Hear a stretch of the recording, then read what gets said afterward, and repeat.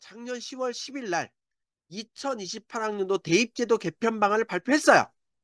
그런데 욕을 엄청 먹었습니다. 진짜 많이 먹었습니다. 자, 왜 많이 먹었냐면 지금 여러분께 제가 왜 우리가 이렇게 입시 제도를 바꾸려고 하는 그 흐름을 말씀드렸잖아요. 전 세계 교육이 바뀝니다. 그 전 세계 트렌드는 역량입니다. 그 역량 중심의 교육을 도입하기 위해서 2022 개정교육과정과 고교학점제가 도입된 겁니다. 그래서 그런 역량 중심으로 이렇게 아이를 선발해서 대학에 입학하도록 해야 됩니다. 이렇게 얘기했잖아요. 근데 정작 교육부에서 발표한 2028 대입제도 개편 방안에서는 이 배경에 대한 얘기가 싹 사라졌어요. 그리고 뭐만 나왔냐면 내신을 5등급 절대평가와 5등급 상대평가를 병기하겠습니다. 요 얘기만 했어요. 그런데 이 얘기가 나오기 전까지는 어떻게 하기로 했냐면 1학년 때는 1등급에서 9등급 상대평가, 2, 3학년 때는 고등학교 내신을 절대평가하기로 했었거든요. 그런데 2학년, 3학년 때 절대평가를 하게 되면 대학에서 고등학교 내신을 신뢰할 수 없다라는 명분으로 고등학교 내신을 5등급 절대평가와 5등급 상대평가를 병기하겠다고 얘기했어요. 그러니까 무슨 얘기가 되죠? 결국 5등급 상대평가를 하겠다는 얘기를 바꾼 거예요. 자, 그렇게 되면서 내신의 변별력이 굉장히 약화되는 겁니다. 그래서 지금 현재 고등학교 1, 2, 3학년은 1등급에서 9등급의 싸움이라면 현재 중학교 1학년, 2학년, 3학년은 1등급에서 5등급 싸움이에요. 그래서 현재 중학교 1, 2, 3학년이 고등학교를 나와서 선생님 저 1등급입니다. 그러면 현재 고등학교 1, 2, 3학년에 거의 2등급에 주네요. 현재 2등급이 11%인데 앞으로 1등이 10%예요. 두 번째, 지금 중학교 1, 2, 3학년이 선생님 저 지금 고등학교에서 평균 2등급 정도 합니다. 그럼 그건 무슨 얘기냐면 상위 34%입니다 하는 거예요. 그럼 지금 9등급 기준에서는 거의 3등급과 4등급의 중간 정도 합니다. 이런 얘기예요. 그러니까 그러니까 내신 등급의 변별력을 굉장히 낮춘 거죠. 자, 그러면서 교육부가 뭐라고 했냐면, 자, 원래는 고교학점제가 되면 고등학교 내신도 절대평가하려고 했어요. 그런데 고등학교에서 그러니까 성취도 수, 우, 미, 양, 가 이렇게 보셔도 돼요. A, B, C, D 가장 높은 성취도에 50%를 만약에 A를 줘버리면 대학에서 이 A의 가치를 믿을 수 없잖아요. 그래서 고등학교에서 절대평가가 정착될 때까지 5등급 상대평가를 옆에 살짝 병기만 하겠습니다라고 얘기한 거죠. 그래서 교육부가 어떤 취지로 그 내용을 얘기했는지 충분히 이해는 할 수 있지만 중요한 건 뭐냐면 5등급 상대평가와 절대평가가 있으면 대학은 절대평가를 보지 않을 거잖아요. 그러니까 절대평가 의미가 완전히 사라지고 상대평가가 될 것이다. 그럼 고교학점제의 취지와 맞지 않는다. 이런 엄청난 그 비판을 받았어요. 자, 두 번째는 뭐냐면 수능을 이렇게 바꾸겠습니다를 얘기해요. 근데 이 배경에 대해서 아무 얘기 없이 어떤 얘기를 했냐면 현재 수능은 선택형 수능입니다. 국어 같은 경우에 독서와 문학은 필수고요. 화법과 작문, 언어와 매체 중에 하나를 선택해 보고요. 수학에서도 수원, 수투는 공통, 확통, 미적, 기하 중에 하나를 선택해 보는 선택형 수능이에요. 탐구 과목도 17과목 중에 사탐, 과탐 구분 없이 두 과목을 선택해 보는 선택형 수능인데 어떤 애가 아주 쉽게 나온 과목을 선택한 것과 아주 어렵게 나온 과목을 선택한 것에 따라서 유불리가 발생하기 때문에 그 문제를 해결할 수 있기 위해서 선택 과목이 없는 통합형 수능으로 개편하고자 합니다라고 발표를 했어요.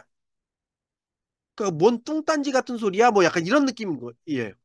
야, 고교학점제라고 그래서 고등학교에서는 교과목을 자유롭게 선택하라고 했으면서 왜 갑자기 수능에서는 오히려 선택 과목을 없앤 거야? 이게 말이 돼? 이런 비판을 받았어요. 게다가 선택 과목이 없으면 과연 시험 범위가 어떻게 될까? 여기서 궁금하게 생각했는데 국어를 보면 화법, 언어, 독서, 작문, 문학. 국어는 다 봐야 되는 거네? 뭐 약간 이런 느낌이에요. 자, 수학을 볼까요? 지금 수1이 2022 개정교육과정의 대수예요. 수2가 미적분 1이에요. 확률 통계? 미적분 기하가 빠졌네? 이런 거예요. 이거 문과 수능이잖아. 뭐 이런 거죠. 영어랑 한국사는 똑같고요. 사탐, 과탐도 1학년 때 배우는 통합사회, 통합과학을 선택 없이 모두 봐야 한다라고 얘기한 거예요. 그러니까 이 내용을 딱 보자마자 사람들이 뭐라고 했냐면, 아니, 미적분 기하도 안 하고 공대 가는 애들이 생긴 게 맞아요? 뭐 이런 이슈랑 고등학교 1학년 때 배운 걸 수능에서 본다고요? 그럼 애들 고2 때 다 까먹을 거 아니에요? 그럼 고3 때 애들 수업을 다시 이걸 또 하라는 말인가요? 막 이런 이슈들. 그러니까 뭔가 지금 뭐가 안 맞다, 수능이. 뭐 이런 얘기들이 많이 나왔어요.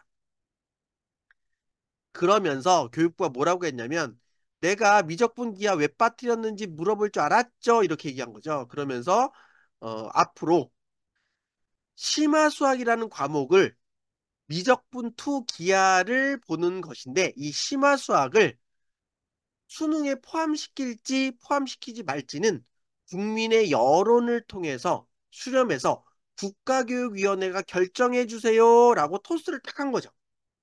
아까 국가교육위원회가 뭐 하는 건지 얘기 들으셨잖아요. 그러니까 우리나라에 10년 단위 국가교육 발전 계획을 세팅하는 데가 국가교육위원회예요.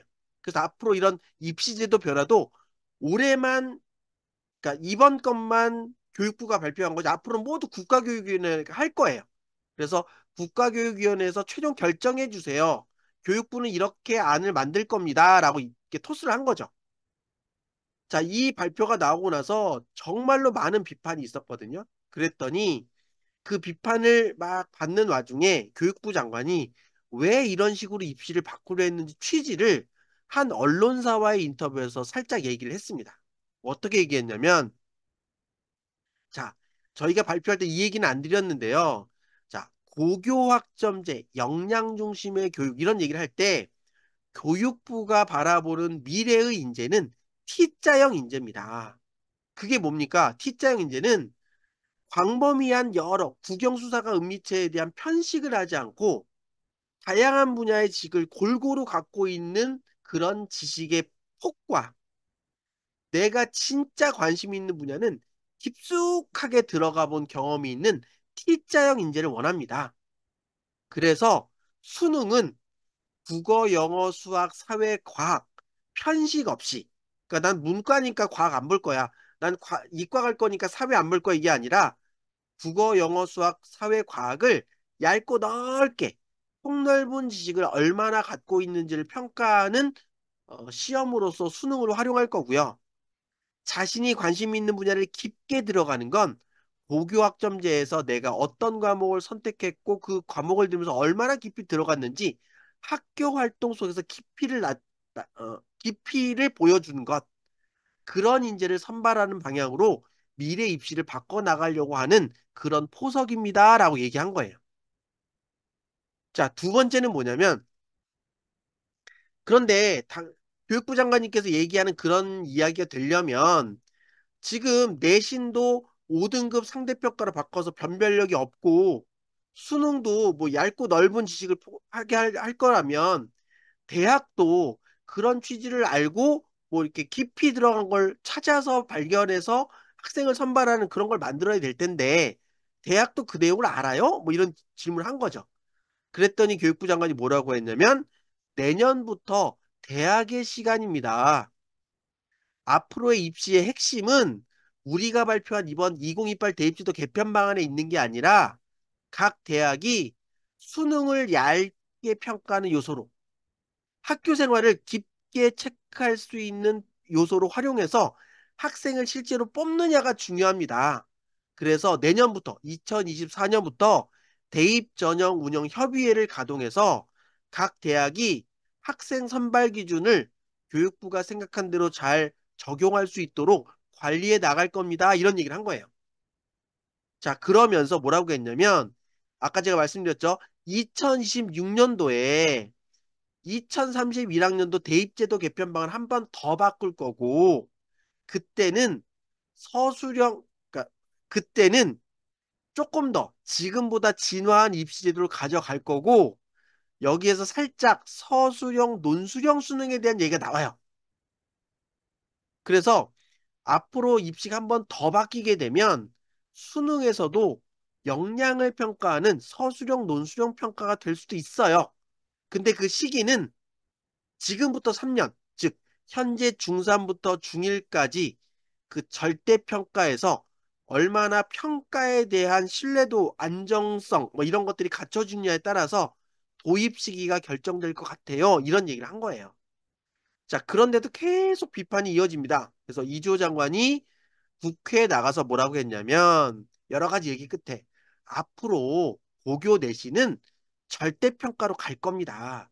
그런데 절대평가로 가기 전에 9등급 상대평가에서 갑자기 절대평가라니까 사회가 혼란스러워요. 그래서 9등급 상대평가에서 5등급 상대평가를 거쳐서 이 다음에는 5등급 절대평가로 갈 겁니다. 이런 식의 말씀을 하셨고요. 이분이 국가교육위원회의 리더예요. 국가교육위원회 장. 그래서 이배용 국가교육위원회 장이 세계일보와의 인터뷰에서 무슨 얘기를 했냐면 2026년도에 발표하는 2031학년도 대입제도 개편 방안에서는 논술형, 서술형 수능의 도입이 필요하다고 생각합니다. 왜? 학교에서 문제 해결 중심의 교육, 토론형, 논술형, 서술형, 사고력 이런 교육을 받는 아이들에게 사지선다, 오지선다 문제를 찍어서 맞추는 그런 스킬을 가리키는 평가를 적용하는 건 옳지 않아요. 그래서 아이들이 학교에서 고민했던 고차원적 사고력을, 키웠던 고차원적 사고력을 실제 입시에서 볼 수 있는 서술형, 논술형 평가가 돼야 된다고 생각합니다. 이런 얘기를 한 거죠.